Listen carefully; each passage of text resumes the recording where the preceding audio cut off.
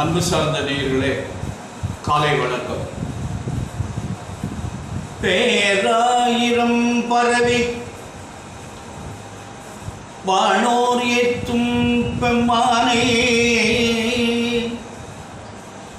பிரிவிலா அடியார்க்கு என்றும் பாராத செல்வம் அறிவிப்பானே, பிரிவிலா அடியார்க்கு என்றும் பாராத செல்வம் அறிவிப்பானே, மந்திரமோ தந்திரமோ மருந்துமாயே தீராத நோய் தீர்த்து அருள வல்லான் தன்னை,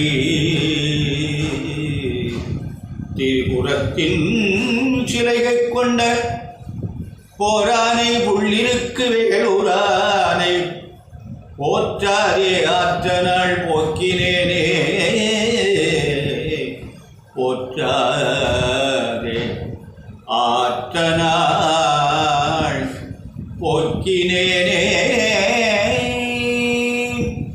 அன்பு சார்ந்த பெரியவர்களே, வைகாசி மாதம் 21ஆம் நாள் திங்கட்கிழமை, துவாதசி திதி, அஸ்வதி நட்சத்திரம் 11:29 இரவு, பின் பரணி நட்சத்திரம்.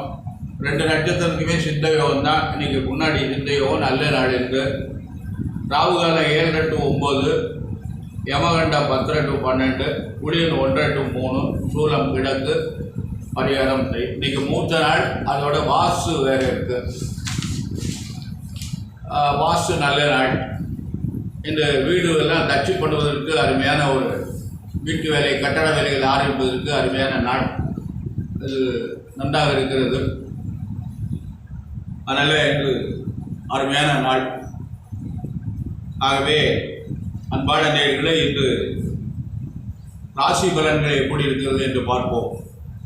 இப்போ மேசராசி என்பவர்களுக்கு ராசிநாதன் சந்திரன் செவ்வாயில் இருக்காரு. அவரோட சந்திரன் சேர்ந்துருக்கு. சந்திரன் செவ்வாய் சேர்ந்து ஒரு இடத்துல இருந்தால் சந்திர மங்கள யோகம் என்று பெயர். செவ்வாய் சொந்த வீட்டில் இருக்கு. சந்திரன் 10ஆம் இடம், அதாவது 10ஆம் இடத்துக்கு போயிட்டார்.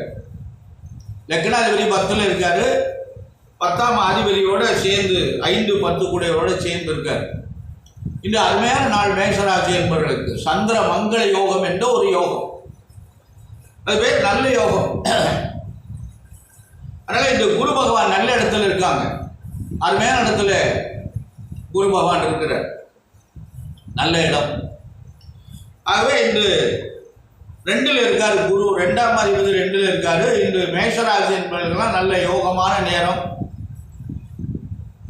கிரகங்கள்லாம் பலமாக இருக்கிறது. இந்த சந்திர மங்கள யோகம் என்பது சிறந்த ஒரு யோகம்.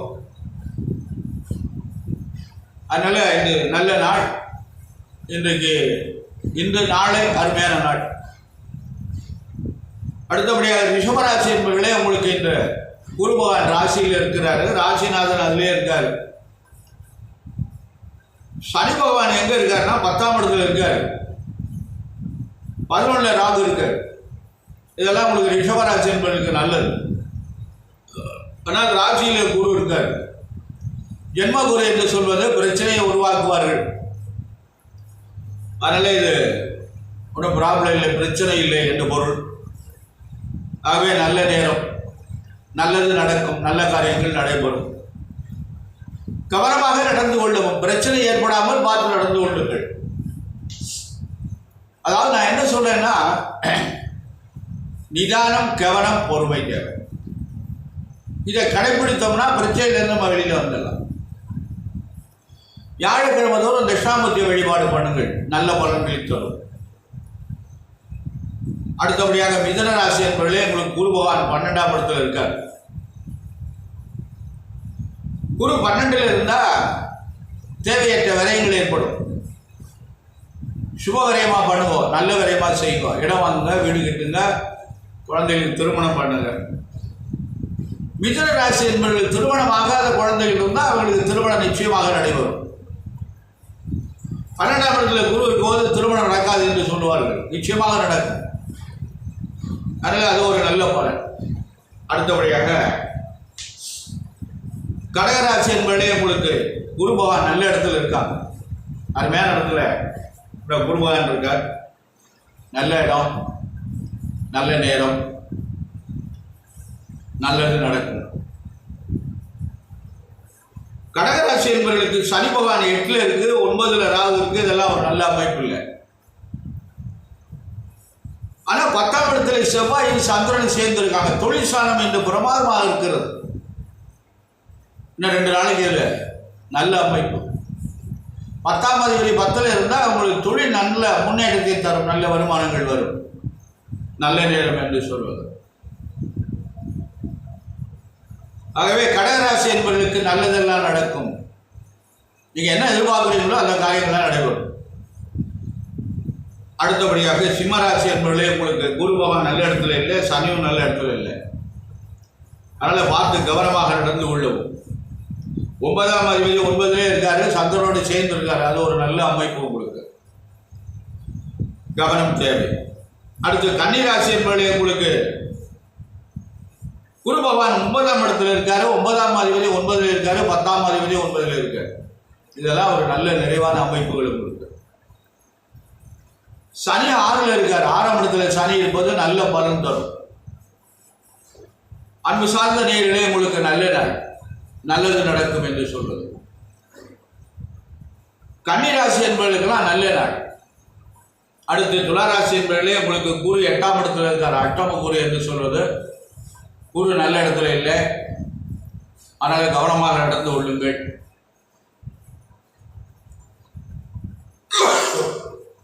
துளாராசி என்பவர்களே எந்த காரியத்தையும் புதிதாக எதையும் செய்யாதீங்க. புதிய முயற்சிகள் தவிர்ப்பது நலம். ஆகவே இன்று உங்களுக்கு கொஞ்சம் சிக்கலான நேரம் தான். வேற ஒன்றும் செய்து கொண்டு இருக்கிற தொழில் ஒன்றும் பண்ணாது, விரயங்கள்லாம் ஏற்படாது. தடை தடங்கள் தாமதம், அவ்வளோதான். அதை தவிர்த்துணும். விருச்சிக ராசி என்பவர்களே உங்களுக்கு குரு பகவான் நல்ல இடத்துல இருக்காங்க, அருமையான இடத்துல இருக்காங்க. குரு 7ல் வந்துட்டார். குரு 7ல் இருந்தாருன்னா நல்ல பலன் தரும். ஆனால் மற்ற கிரகங்கள் பலமாக இல்லை. இருப்பினும் குரு வந்து நல்ல இடத்துல வந்துட்டாரு. 7ஆம் அதிபதி 7ல் இருக்காரு. சூரியன் 7ல் இருக்கு, புதன் 7ல் இருக்கு. இதெல்லாம் உங்களுக்கு நல்ல அமைப்பு. அதனால விருச்சிகராசி என்பவர்களுக்கு நல்ல நாள். அடுத்தபடியாக துளாராசி என்பவர்களுக்கு, தனுசு ராசி என்பவர்களுக்கு இன்று எப்படி இருக்குது என்றால் சனி பகவான் 3ல் இருக்கார், 3ஆம் இடத்துல இருக்கார். நல்லது. 7ரை சனியுடைய காலமெல்லாம் முடிந்தது. ஆகவே இன்று நல்ல நாள், நல்லது நடக்கும், நல்ல காரியங்கள் நடைபெறும். 4ல் ராகு இருக்காரு, அருமையான அது. சனி 3ல், 4ல் ராகு, நன்மை என்று சொல்லலாம். அடுத்தபடியாக மகர ராசி என்பதிலே உங்களுக்கு 7ரை சனி இருக்கிறது. இந்த 7ரை சனியுடைய தாக்கம் வந்து உங்களுக்கு எப்படி இருக்கிறது என்றால் 2 ஆண்டுகள் இருக்கிறது. ஆனால் ராகு 3ல் இருக்கு. ராகு 3ல் இருப்பது நல்லது. 4ல் செவ்வாய் இருக்கு, ஆனால் செவ்வாய் தனித்து இல்லை. 4ஆம் அதிபதி பலமாக இருக்க, சந்திரனோடு சேர்ந்து இருக்கு. அடுத்து கும்பராசி என்பதிலே உங்களுக்கும் 7ரை இருக்கிறது. ஜென்மச்சனி நடந்து கொண்டு இருக்கிறது. கவனமாக நடந்து கொள்ளுங்கள், நல்லதே நடக்கும், நல்ல காரியங்கள் நடைபெறும்.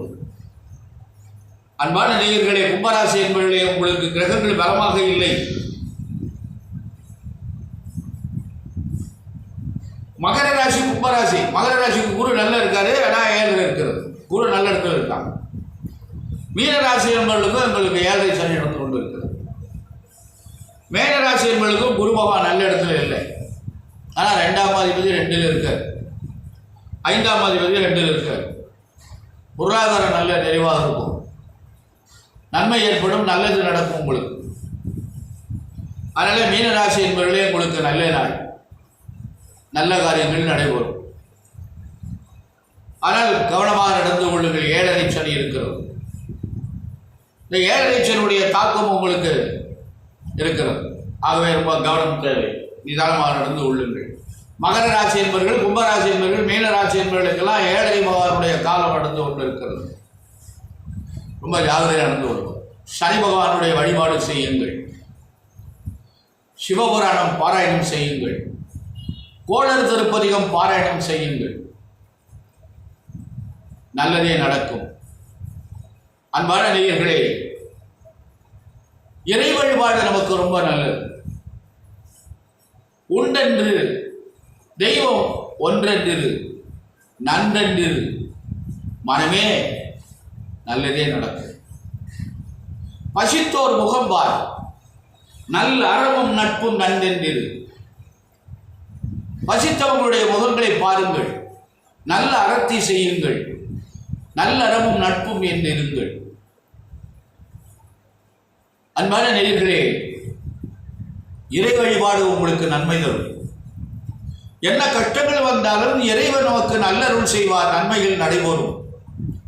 சிவாய நம என்று சிந்திப்பார்க்கு அபாயம் ஒரு நாளும் இல்லை. இதுவே உபாயமாகும். சிவனை மிஞ்சிய ஒரு சக்தி உலகத்தில் எங்கேயுமே இல்லை. சிவனுக்குள்ள அனைத்தும் அடக்கம். தில்லை அம்பலவாணன் அவனுக்குள்ள அத்தனையும் அடக்கம். எல்லாமே 33 கோடி தேவர்களும் அங்கே அடக்கமாகிறார். ஆகவே அப்பெரும் ஆற்றலுடைய சிவபெருமானை நாம் வணங்குகின்ற பொழுது கிரகங்களுடைய தன்மை நம்ம என்ன செய்யும்? ஆகவே நாம் இறை வழிபாடு செய்ய வேண்டும். இறை வழிபாடு தான் நமக்கு நல்லது. கட்டங்கள் இருக்கத்தான் செய்கிறது. காலையில் எழுந்தவுடன் திருநீரை அணிந்து கொள்ள வேண்டும். முகம் அலம்பிட்டு பல செஞ்சுட்டு திருநீரை அணிந்து கொள்ள வேண்டும். நீரில்லா நெற்றி வாழ். விபூதியை பூச மாட்டேங்கிறாங்க. காலையில் யாருமே விபூதி பூச மாட்டேங்கிறாங்க. தமிழ்நாட்டில் ஒரு ஊர் இருக்கிறது.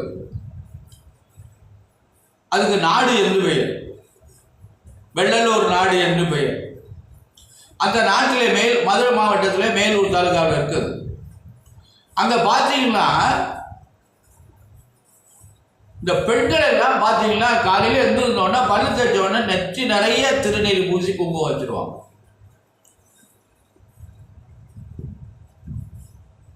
அவங்க முகத்தை பார்த்தா அப்படியே லட்சுமி கடாட்சமாக இருக்கும். கிராமத்து மக்கள் தான், விவசாயம்தான், பால் மாடு நிறைய வச்சுருக்காங்க. ஒரு வீட்டுக்கு 4 மாடு 3 மாடு இருக்குது. ஆனால் அவங்க லட்சிய விடாட்சமாக இருக்காங்க. வேற எங்கேயும் நான் பார்த்ததில்லை. மக்கள் விபூதிய திருநீரை அணிவதில்லை. அதுவும் படித்தவர்கள் சுத்தமாக திருநீரை அணிவதில்லை. ஆவிதிக்கு போனால் திருநீரை அழிச்சிட்டு போகிறாங்க. நெற்றியிலே திருநீர் இருந்தால் என்ன?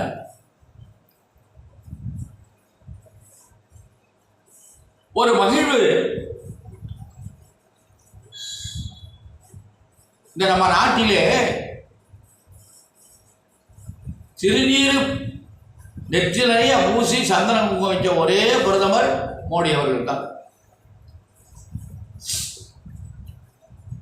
வேற யாரும் இல்லை. எந்த பிரதமரும் கிடையாது. எல்லாம் இந்து மதத்திலிருந்து வந்த பிரதமர்கள் தான் அர்த்தம். வேற மதத்தை சேர்ந்தவர்கள் இல்லை. ஆனால் அவங்க திருநீர் அணிவதில்லை. ஆனால் இந்த மோடி மட்டும்தான் நெற்றியில் நிறைய திருநீர் அணிந்து சந்தனம் போட்டு வச்சு. அதனால் திருநீருக்கு தனி மகிமை இருக்கு. மந்திரமாவது நீர், வானவர் மேலது நீர், சுந்தரமாவது நீர், துணிக்கப்படுவது நீர், செந்து வயிர் வாயுமை பங்கன் திரு ஆலவாயான் திருநீரே. கூன்பாண்டியனுக்கு வெப்பு நோயை தீர்த்த திருநீற்று படலம். அருமையான படலம் அது. ஆகவே அன்பான நேயர்களே, இறை வழிபாடு செய்யுங்கள். நேரங்கள் சரியில்லை என்றால் இறை வழிபாடு பண்ணீங்கன்னா எல்லாமே நல்ல விதமாக முடியும்.